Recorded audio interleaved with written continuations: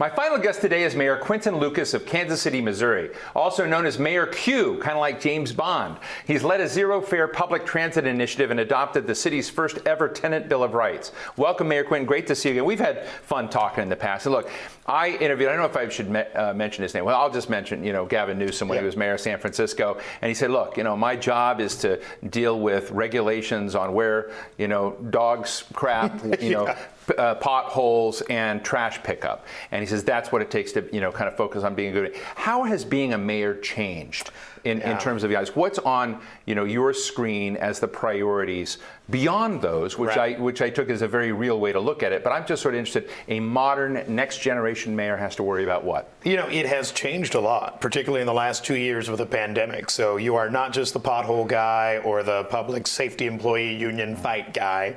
You are now the one who is interpreting health rules. For a lot of us as mayors, we're instituting the mask rules ourselves, vaccine mandates in the workforce. So that has become tougher. On the public safety side, you're the one who's thinking about real ways we think of modern policing, where it was the White House that might have run that conversation back in the 1990s. You have mayors that are coming up with innovative ideas as to how we make our communities safer. So you have taken on, it's always been a jack of all trades somewhat, but the amount of policy work you're doing, particularly if you're a mayor of a blue city in a red state, as a number of us are, you're dealing with just a ton of issues that are being put at the footstep of the cities. Look, you and I have talked before, and as you know, I like to hang out with mayors, and you're having a big conference here with the Conference of U.S. Mayors. And it occurs to me that a lot of the big political issues that we talk about, even international ones like climate change, or how do you upskill your workforce, or how do we solve the inequality divides in America, or deal with broadband connectivity, 5G, building things on it, that while we remain paralyzed in Washington on so many of these issues, frankly, mayors are expected to produce, meet budgets, get things done. I'd just like our audience to hear about some of those tensions as you look. You're in D.C. this week. Yeah. Does it tick you off that you're here and we're not getting much done? Or is D.C. friend or foe in what you're trying to accomplish? It's day to day, it seems like sometimes. Yeah, the thing about cities is we are the implementation laboratory. So here in Washington, there's lots of talk about infrastructure bill, build back better, voting rights. We're the ones that are on the ground dealing with how do you make sure you're creating new rules for your election board every time the state's changing laws? How does the federal government relate to that? When it's talking about infrastructure, what can we spend it on is the question. When do we get it? How do we deploy it? Does it have to be big projects, small projects? Who's overseeing it? Who do we have to work with? I mean, those are the sorts of things that we are faced with right now. And the other thing that has been a bit frustrating, and I'm very happy to have, for example, the American Rescue Plan passed, but it has been intriguing when every time there's an idea of, well, public safety is an issue, so now you can spend this money on policing, or you can spend this money on climate issues. Well, the money doesn't necessarily grow bigger every time a new area for its expenditure has been rolled out. So we continue to ask for that better collaboration to the extent we can, direct funding sources coming to the cities rather than our state capitals, which I've often said are laboratories of bad ideas, and trying to find some way that the cities can actually get real stuff done, because that's what people expect when they see us out on the streets. Before I show our audience this nifty-looking kind of, futuristic Kansas City streetcar that you've been piloting and talking about, providing free transit for a lot of your citizens, I'd love to get into that in a second. I just want to ask you another question, a political question. You talked about voting rights bill, and I think one of the big contentions is that one party, the Democratic Party, thinks that if they don't take action to preserve at a federal level voting rights, that the other party will have free range to basically shut those down and rights within their state context. I'm just interested in somebody, you're very apolitical from my perspective. Sure. And as you think about it, as you know your constituents, do you think those rules matter that much, or will people find ways to vote within their state infrastructure? How do you feel about the federal overlay on voting rights? Look, I think that if we're being as realistic as we can possibly be, between just the two of us talking, no one else, there are concerns with getting people out to vote. And those concerns aren't necessarily about the impediments that keep people from voting. It's often getting citizen interest in elections, making sure we don't have too many elections, making sure the issues are clear and represented. If we don't start to address that, we will continue to have, as many of us as mayors know, 15%, 10% turnout in municipal elections. Federal elections, it's exciting if you get to 50. So there is still just quite a bit of work to do if you're talking about how you get your base out to really making sure we do that. That's not me minimizing some of the very real challenges that I think we've seen put on by some states, but there also just needs to be a real discussion of how do we actually encourage more people to vote? How do we make it something that is more of a core part of civic engagement than it is these days? I love that answer. It sounds so real.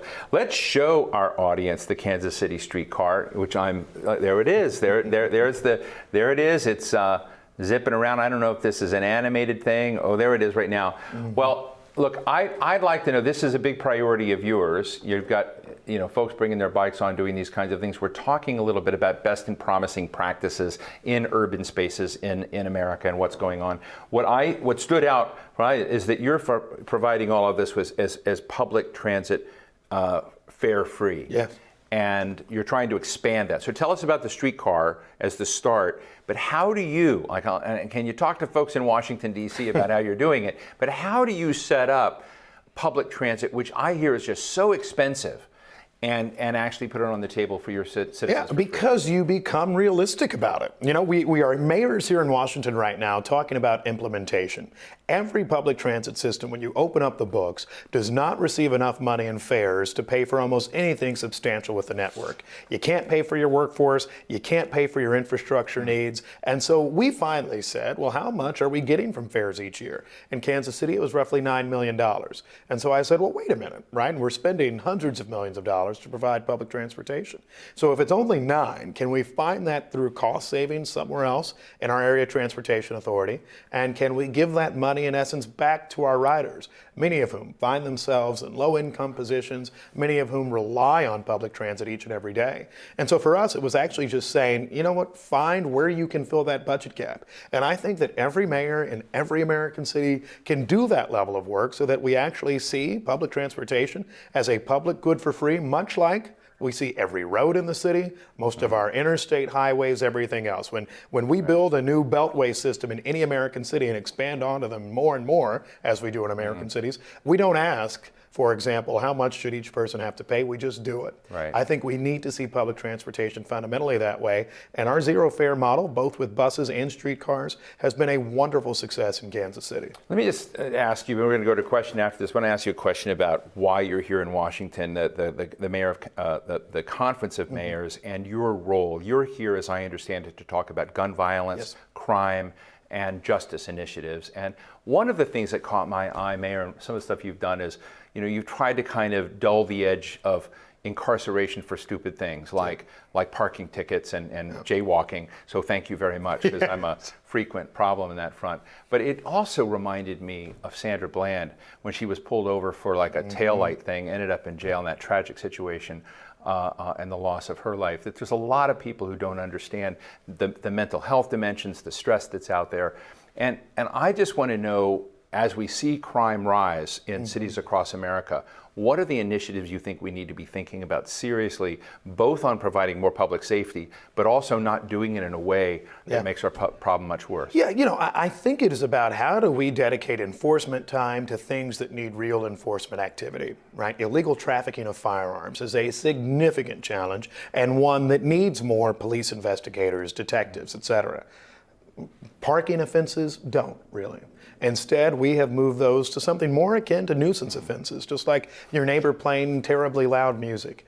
You're not throwing them in jail, you may want to, but instead we use a largely different system for how we address those types of issues. And so I think that has been a key part of our balance. So we can focus on gun trafficking, domestic violence is a core issue that's a challenge, and certainly solving homicides and non-fatal shootings. And one other thing to note in that, nothing I said was controversial, right? This is not necessarily a conversation that has to be about fundamentally what's the role of American You were police. controversially non-controversial. That's exactly right. You solve the issues that are necessary. You have enforcement going to where it's needed, and I think we have seen very little pushback in Kansas City. Look, Mayor, as I told you, I was sort of raised in Japan, went to high school in Japan, didn't follow this. I hear you guys are pretty good at football, Kansas City Chiefs. So let me just ask you this, not knowing the game as well as you do, but I'm always into a really good suite if they're available.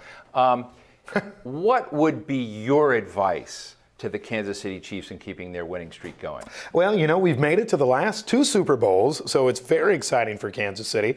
My advice would be to score a little bit earlier. Last week it took us too long. Let's put some points on the board earlier, defeat Buffalo, then Tennessee, get back to another Super Bowl. We'll make sure that reaches them. We've got a question from the audience from you, from also another Q, Quinton Wilson. Quinton?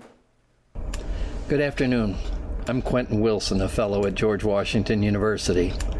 I'd like to ask the panel, above and beyond traditional bus and rail service, what new approaches are cities and regions taking to address challenges to access to services, things like education, healthy food, health services, and employment?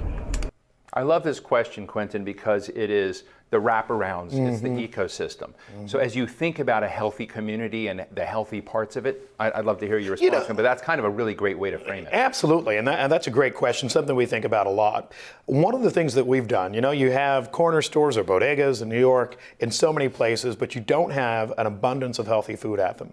So we've worked with a company that's putting healthy food kiosks in all of them, making sure that you have fresh fruits and vegetables, making sure that you have those types of items that, back when I was a little kid, and we lived down the street from a liquor store, my mom would send me there to get food for us. And there would be some chips and pop and whatever else.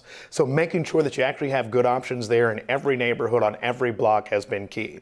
One other thing that we're doing in our park system, it's not just about parks, but it's making sure that we can be more active, creating more walkable spaces, particularly in the Midwest and in the West, where we're getting a chance sometimes to build newer cities or newer areas. How do you ensure that it is not just car dependent? In a way, making up for the mistakes of the 1950s has been a key way for us to ensure that anybody walking through our city, traversing our city, has a chance to get to where they need to go.